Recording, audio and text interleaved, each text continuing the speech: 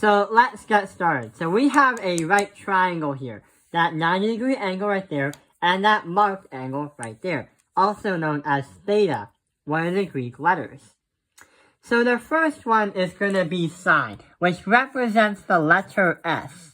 Sine is going to represent the relation between the opposite, divide that by your hypotenuse.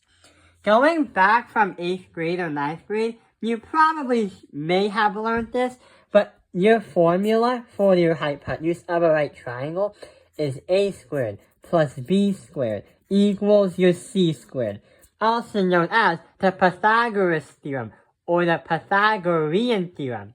Who knows what is called that or that? Oh well. So we already know that the sine is the relationships of the opposite and the hypotenuse of a triangle.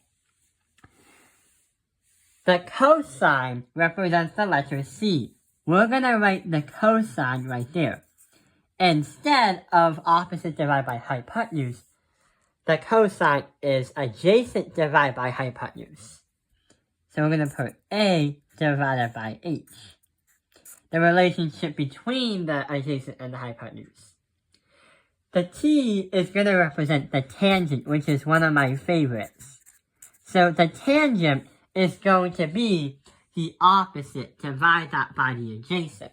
So O divided by A. But hang on, if we understand all these things, but where do the letters go? Where does O, H, and A go? Well, we already know that from the Pythagorean theorem, we know that the longest line of a triangle, or the longest segment of a triangle, is going to be the hypotenuse, or the letter H. The adjacent is going to be touching the angle to the hypotenuse, but also to the 90-degree angle, which creates a 90-degree triangle, or a right triangle. So this right here is going to be your adjacent, because it touches 90 and the angle going to your hypotenuse. That's marked. Your opposite is going to be directly opposite from the hypotenuse.